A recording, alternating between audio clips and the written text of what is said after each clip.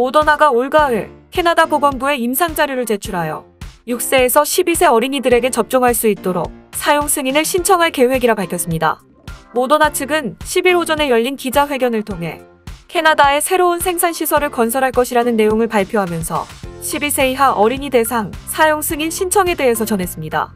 모더나 측은 현재 캐나다에서는 12세 이상만 코로나19 백신을 접종받을 수 있다며, 하지만 9월부터 모든 아이들이 학교로 돌아가며 항체 형성 없이 돌아가는 12세 미만 자녀들을 둔 학부모들이 많은 걱정을 하고 있다. 6세에서 12세 사이 접종 역시 꼭 필요하다고 설명했습니다. 모더나 측의 발표에 따르면 모더나는 6세에서 12세 사이 어린이를 대상으로 백신 효능에 대해 연구할 뿐만 아니라 생후 6개월에서 5세 어린이도 효과가 있는지 별도로 연구하고 있다고 설명했습니다. 어린이는 체구가 작아 성인보다 코로나19 백신 복용량을 적게 써도 되지만 사용하는 백신 제품은 성인에게 쓰는 것과 동일할 예정입니다. 모더나 측은 어린이를 대상으로 접종 시 적정량을 찾아내기 위해 아직 자료가 좀 더 필요한 상태라며 6세에서 12세 사이 적정 복용량에 대한 자료는 곧 준비되어 올가을께에 사용 승인 신청할 것 같다고 전했습니다. 현재 모더나는 캐나다 보건부에 12세에서 17세 사이 청소년에게 접종할 수 있도록 사용 승인 신청을 냈으나 아직까지 캐나다 연방정부가 결정을 보류하고 있는 상태입니다. 현재 17세 이하 청소년에게 접종이 가능한 코로나19 백신은 화이자 백신뿐입니다. 다음 뉴스입니다. 캐나다 연방정부는 22일 오전 인도에서 출발하는 직항노선 운항 금지를 9월 21일까지 연장한다고 발표했습니다. 인도에서 오는 항공편은 4월 22일 현지에서 코로나19의 엄청난 재발로 인해 운항이 금지되었습니다. 캐나다는 현재 진행 중인 코로나19 감염자 급증으로 인해 인도발 항공기 착륙 금지를 연장할 것이라고 밝혔습니다. 인도에서 캐나다로 가려는 여행객은 연결 항공편을 탈 수 있지만 캐나다로 가기 전에 제3국에서 온 음성 코로나19 분자 검사를 받아야 합니다.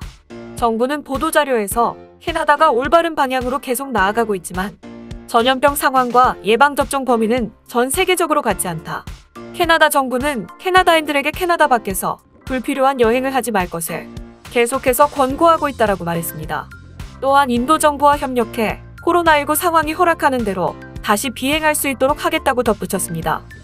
다음 뉴스입니다. BC주 보건당국이 코로나19 백신 1차 접종과 2차 접종 간격을 좁히겠다 밝혔습니다. 기존에는 1차 접종을 한 뒤 49일이 지나야 2차 접종을 받을 수 있었는데요. 이제는 1차 접종을 마치고 28일 뒤면 맞을 수 있게 되었습니다.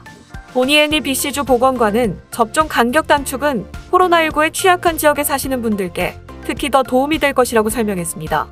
BC주 내 코로나19 상황은 현재 BC주 내륙 지역, 그 중에서도 센트럴 오카나간 지역에서 급증하고 있으며, 이에 BC주 보건당국은 센트럴 오카나간 지역 한정으로 다시 규제를 강화하였습니다. BC주 보건당국은 단순히 규제만 강화한 게 아니라 2차 접종 시기도 앞당겨서 최대한 빨리 센트럴 오카나간 지역 주민들이 백신 접종을 완료할 수 있도록 우선적으로 접종을 하고 있습니다. 약 17만 명이 BC주 내 코로나19 취약 지역에 거주하고 있는데요. 향후 며칠 안에 이 주민들에게 모두 2차 접종을 예약하라는 알림 메시지를 보낼 계획입니다. 에드리안 딕스 BC주 보건부 장관은 BC주 내 80% 이상의 주민분들이 1차 접종을 마쳤고 60% 이상이 2차 접종까지 마치셨다며, 아직 백신 접종을 완료하지 못하셨다면 향후 몇 주가 아주 좋은 기회가 될 것이라고 전했습니다. BC주 보건당국에 따르면 현재 발생하는 일일 신규 확진자들 중 대부분이 코로나19 백신 미접종자로 젊은 세대가 백신을 맞지 않은 채 사람들을 만나서 전파되고 있는 것으로 확인되었습니다. 다음 뉴스입니다. BC주 정부가 2021년 9월 1일부터 12세 이하 어린이는 대중교통 요금을 받지 않겠다 밝혔습니다. 12세 이하 어린이 대중교통 요금 무료화는 지난 2020년 가을 선거 때 BC주 신민당 NDP의 공약 중 하나로, 당시 신민당은 12세 이하 어린이가 대중교통을 무료로 이용할 수 있다면 온 가족이 이동해야 할 때 드는 부담이 훨씬 덜 할 것이라고 공약에 대해 설명한 바 있습니다. 조노권 BC주 주지사는 대중교통을 이용하는 것은 탁월한 선택이라며, 대중교통은 사회와 환경을 보호하는 저탄소 이동 수단이다. 이 프로그램은 새로운 세대에게 대중교통 이용을 장려하게 될 것이라고 전했습니다. 단 정책이 바뀌더라도 주의해야 할 사항이 있습니다.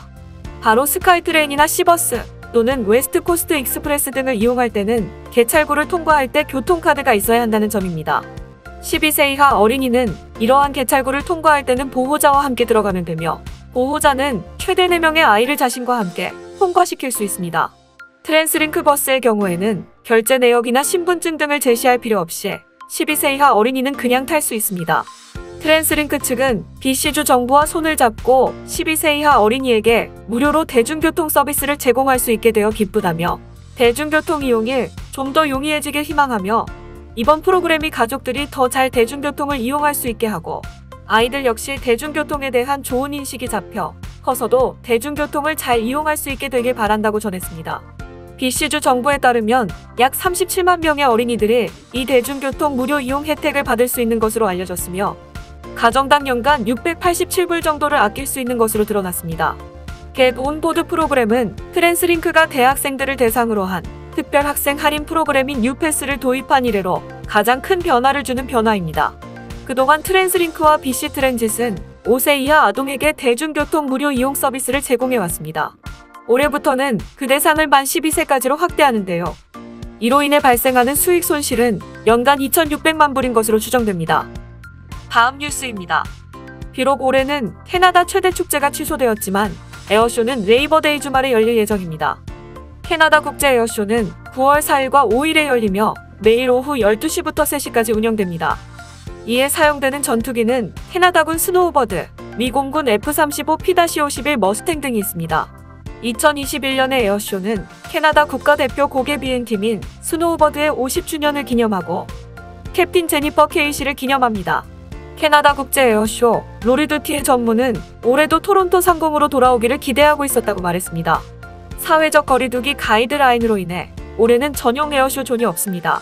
대신 에어쇼는 모든 캐나다인들이 코로나19 팬데믹에 희생한 것에 대한 감사의 표시로 무료로 생중계될 예정입니다. 다음 뉴스입니다.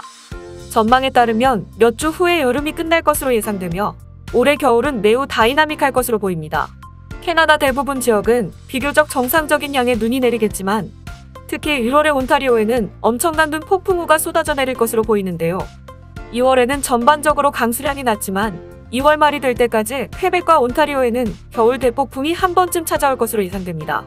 또한 3월은 좀 더 평온하겠지만 온타리오 지역은 내내 얼어붙어 있을 것으로 예상됩니다. 10월 말부터 매우 습한 눈을 시작으로 겨울 내내 눈이 내릴 것으로 보이기 때문입니다. 다음 3월에는 슬프게도 봄 같은 날씨를 기대하기는 힘들 것으로 보입니다.